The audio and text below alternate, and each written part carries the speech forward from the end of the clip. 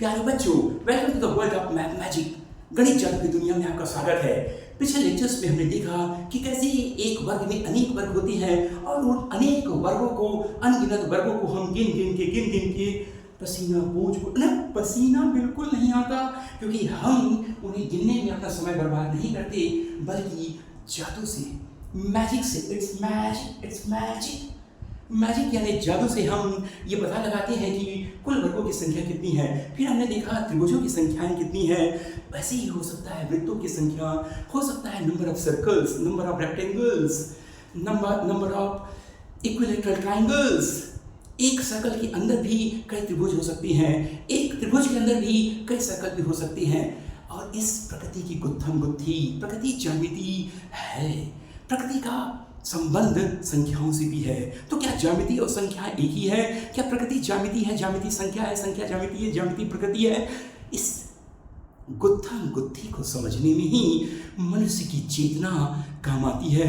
यही चेतना मनुष्य को पशुओं से अलग करती है और इसी आनंद में हम संगीत भी ढूंढते हैं। तो यही गणित संगीत है हमारे मस्तिष्क का।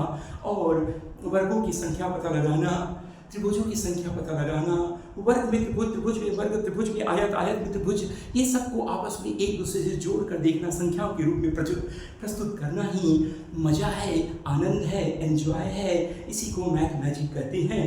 तो मैं पहले आपको बताना चाहूँगा कि अभी तक हमने ये पढ़ा था कि पिछले लेक्चर्स में आपने देखा होगा, यदि आप नहीं देखे हैं तो लेक्चर्स को देख लीजिएगा, सब्सक्राइब कर दीजिएगा।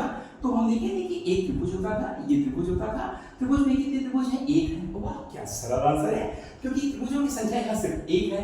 फिर हम इस त्रिभुज को दो भागों में बांट देते थे, एक और दो, और गिनते थे। फिर पूछते थे हमारा प्रश्न कितने त्रिभुज हैं कुल, तो आपका उत्तर होता था 3, 1, 2 और बड़ा वाला 3। तो कुल त्रिभुजों की संख्या हो गई 3। अब फिर हम देखते थे कि यहाँ पर हमने इसके एकदम पैरेलल लाइन, इस भुजा के समानांतर हमने रेखा खींचा।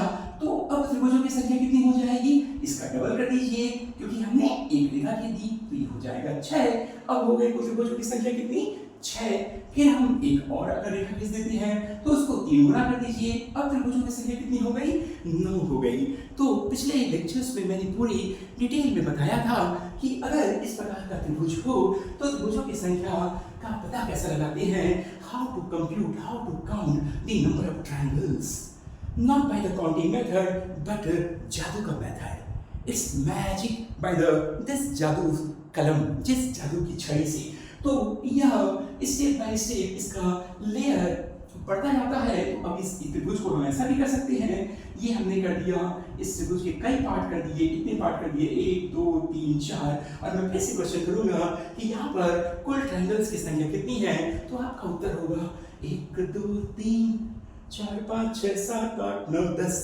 ओह सॉरी, गिनना है, पर गिनना नहीं, जोड़ना है। यहाँ पर 1, 2, 3 यानी 3 और 3 6 और 4 10। कुल त्रिभुजों की संख्या होगी 10। मान ली मैंने यहाँ पर एक लाइन खींच दिया, तो अब हो गई कुल त्रिभुजों की संख्या 30। फिर मैंने यहाँ एक लाइन खींच दिया, तो कुल त्रिभुजों की संख्या हो गई 30। तो यही है जादू, जहाँ हमें गिनने में समय बर्बाद नहीं करना है, बल्कि इस तरह का टेक्निक लगाकर त्रिभुजों की संख्या पता लगाना है। पर हमेशा जरूरी नहीं कि ऐसा ही त्रिभुज हो। अगर इस प्रकार का त्रिभुज हो तो क्या करेंगे आप? अगर त्रिभुज ऐसा हो तो क्या करेंगे? अब बताइए फिर से मेरा प्रश्न। अब तो पसीना आएगा। अब जो मेरा ये फार्मूला है यहाँ पर काम नहीं आएगा। यहाँ का फार्मूला अलग, यहाँ का फार्मूला अलग। अरे ऐसे कैसे? अरे भाई, आम के पेड़ में अमरूद कहाँ से होगा? बोए पेड़ बबूल का तो जाम कहाँ से पाए? तो आप जानते हैं कि नेचर का ये गुण है, प्रकृति का गुण है कि एक पेड़ में एक ही फल हो सकता है, या आम के पेड़ में अमरूद नहीं हो सकता। यानी आपको पहचानना है आम की प्रजाति क्या है। ये आम का स्वाद अलग होगा, सुगंध अलग होगा, रंग अलग होगा, स्वाद अलग होगा। बहुत जबरदस्त। ओह सॉरी, आप भी खरीद के खा लीजिएगा। और जब इस आम को देखता हूं तो इसका रंग अलग है और पकड़ना है, पर स्वाद एकदम अलग है। आपको यही करना है। आपको क्या करना है कि त्रिभुजों की प्रकृति को देखना है, त्रिभुजों का प्रकार को देखना है। तो यहाँ पर जो त्रिभुज इस प्रकार के होंगे, पर यहाँ पर जो त्रिभुज है वह इक्विलेटरल ट्रायंगल है, या इसे हम कहते हैं समबाहु त्रिभुज या इक्विलेटरल ट्रायंगल। जैसे वर्ग होता है में सभी भुजाएं बराबर होती है, वैसे इक्विलेटरल ट्रायंगल में सभी जो भुजाएं होती है वह आपस में बराबर होती है। मतलब ये साइड बराबर होगा, और जो अंदर में जो हमने पाठ किया है उनका भी इक्विलेटरल होना जरूरी है। यानी इस प्रकार के प्रश्न जो भी परीक्षाओं में आते हैं, बस आपको देखना है कि वो प्रकार कैसा है, इस आम के प्रकार का है या इस आम के प्रकार का है। बस आपको प्रकार का ध्यान रखना है, क्योंकि मम्मा ने बोला है बैगन पल्ली लाओ, पर आप दशहरी मत ले जाना। यदि दशहरी का कहाँ है तो बैगन पल्ली मत ले जाना, क्योंकि रेट अलग, स्वाद अलग, दस्तूर अलग। तो आपको देखना है कि त्रिभुज अगर ऐसा होता तो हम क्या करेंगे।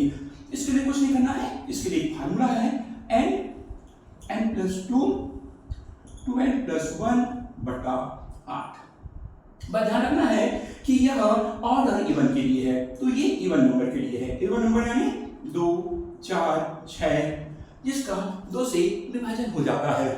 मान लेते हैं अगर ऑड नंबर होगा तो कुछ नहीं करना है, जो आपका न्यूमरेटर है उसमें 1 माइनस करके ही 8 से डिवाइड कर देना है। तो आपको लग रहा होगा कि इसे हल कैसे किया गया। बड़ा सिंपल है, देखिए यहाँ n क्या है 1 2। आपको सीधा त्रिभुज लेना है, उल्टा त्रिभुज नहीं लेना है। यानी हम इस वाले त्रिभुज की बात नहीं कर रहे हैं, अब हम इस त्रिभुज की बात कर रहे हैं, इस प्रकार के त्रिभुज की। तो आप देख रहे हैं किस प्रकार के त्रिभुज में हमने केवल समबाहु त्रिभुज इक्विलेटरल ट्रायंगल देखा। हमने देखा कि जितने भी त्रिभुज है या त्रिभुज के जो अंश हैं, यानी जैसे चुंबक है, चुंबक का हर टुकड़ा का चुंबक होता है, वैसे इस त्रिभुज के हर जो टुकड़े होंगे वो भी समबाहु त्रिभुज ही होगा, इक्विलेटरल ट्रायंगल ही होगा। देख रहे हैं इसका पैटर्न यानी अशोक का पेड़ अलग पैटर्न, नारियल का पेड़ अलग पैटर्न, अमरूद का पेड़ अलग पैटर्न, आम का पेड़ अलग पैटर्न।